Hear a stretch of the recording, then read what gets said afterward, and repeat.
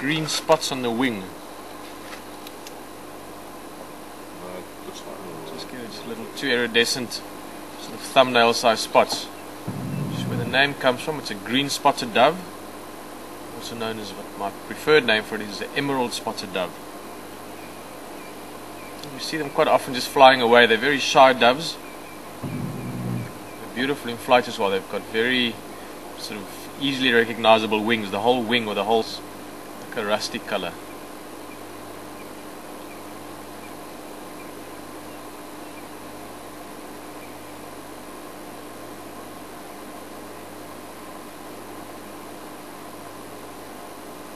Everyone's happy to just walk around. It's very typical sort of zigzag, almost like it's drunk. It's just walking back and forth and up and down and left and right. Very often early morning when you're looking at tracks, look at the dewdrops on that grass blade as well. It's just looking around for dove tracks. Because they walk all over, they inevitably walk over tracks if they've been there since whatever animal walked there.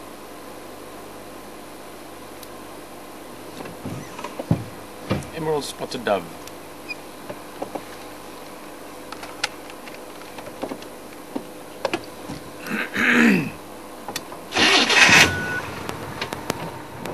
Beautiful songbird.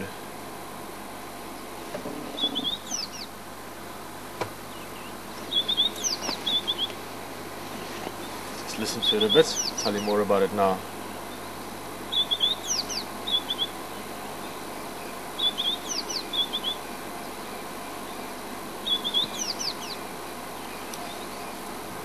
I looked at one for quite a while. We always hear them and I love hearing them. It's a white-browed scrub robin. A little bit smaller than your typical robin species out here. In Africa we also get some robins that look very similar to the ones you would see in Europe or sort of North America areas, but this little guy is perfectly adapted to the bush. See, nice camouflage.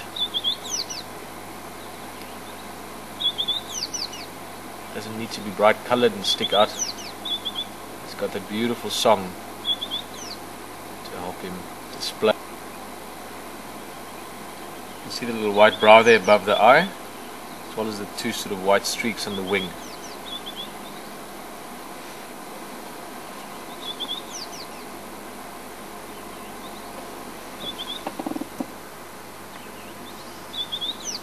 It's sitting in a buffalo thorn. Look carefully at the thorns, you'll see there's a little straight thorn and a little hook thorn.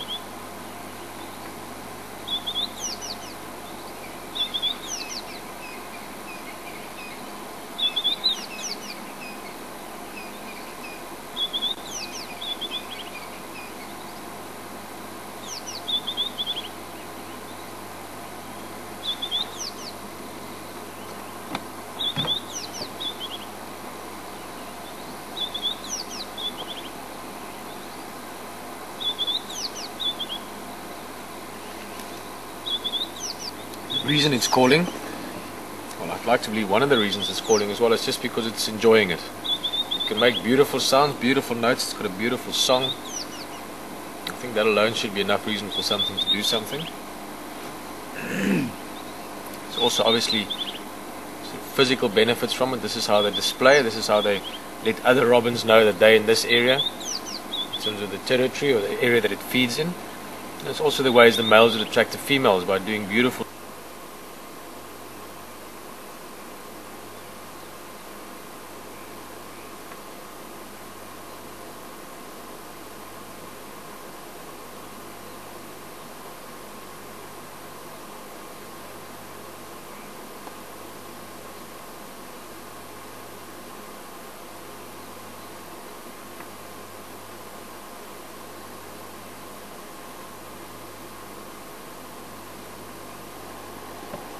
Bit of a group grooming going on there.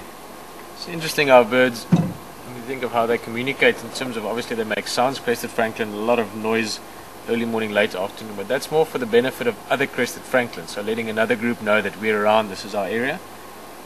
Within the group they're pretty quiet, they do a few sort of cheeping sounds, I think is probably the best way to describe it, just low level or low noise sounds that they just communicate, letting each other know where they are within the group. Very, very solid that you actually see these guys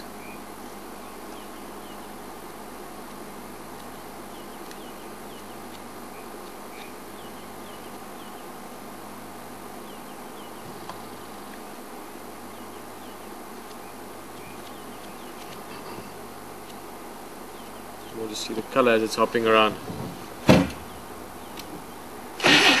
Beautiful owl. Also turn towards us a bit, obviously curious to what we're doing. And we can now see that it's a Scops owl. You can see the front of the body a bit more in the face as well. And yet again, amazing how these guys can just hide away themselves. He looks almost exactly like just another piece of that tree. Not very often that you get to see these guys, for obvious reasons. They don't want you to see them. At night you often hear these guys. It's a little sort of ringtone call like that at night, every few seconds, sort of 5 to 10 second intervals.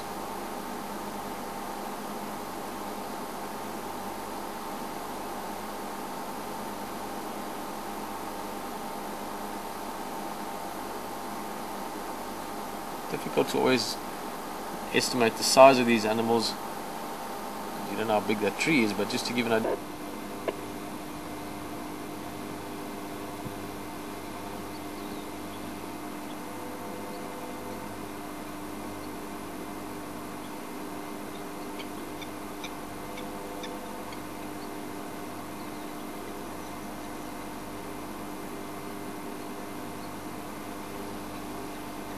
Morning station is just getting mobile from Voya's side. Going to do central Drakensberg drive up to Bush-shrike Dam, and that sounds a lot like a hammer on an anvil from a distance. So that's the one thing. And also, if you imagine a little bit, it looks like it's wearing a big sort of apron in the front, maybe similar to what the old blacksmith used to wear.